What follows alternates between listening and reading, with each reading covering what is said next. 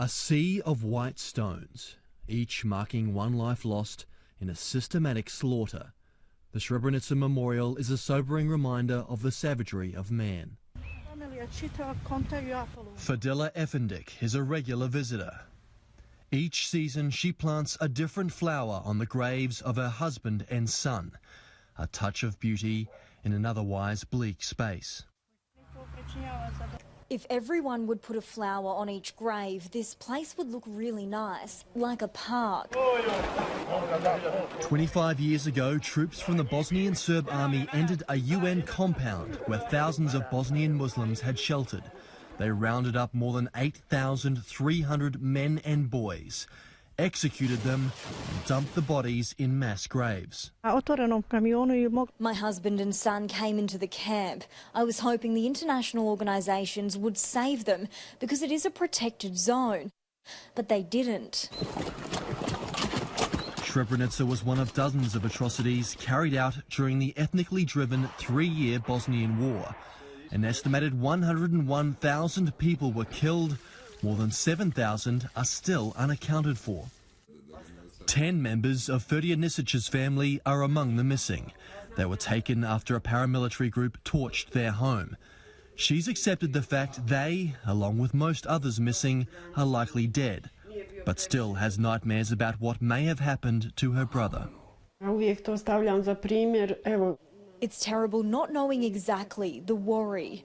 I used to think a lot about us meeting again, and I'd wonder, how is he? Is he hungry? Is he cold? Is he hurt? Marko Jurisic and his team are giving hundreds of relatives like Ferdia resolution. In 20 years of searching, he's discovered dozens of mass graves with help from the International Committee of the Red Cross. 8 bodies, including a young woman's, were recently unearthed here. What keeps me going all these years is the difficult-to-describe satisfaction of finding a body and the family that before had the incredible pain and suffering of not knowing what happened at that point is finally able to bury the body and their pain is addressed. Searches like this one are becoming more difficult as time goes by. The environment, of course, changes over the years. Witnesses' memories fade, and there's a concern the funding and political will are drying up. It's absolutely critically important to have the political support which is currently lacking. A UN working group in 2016 recommended that we have to get all the necessary financial support and modern technology, but these recommendations have still not been accepted by the Bosnian authorities. The teams are searching an area almost as large as Tasmania for minute changes in the environment. Searchers are calling on governments from all nations that sent troops or monitors into the region during the 90s to give them access to their archives. For the family of the missing, there is no time frame, 20 years or 1 day. It is the same suffering.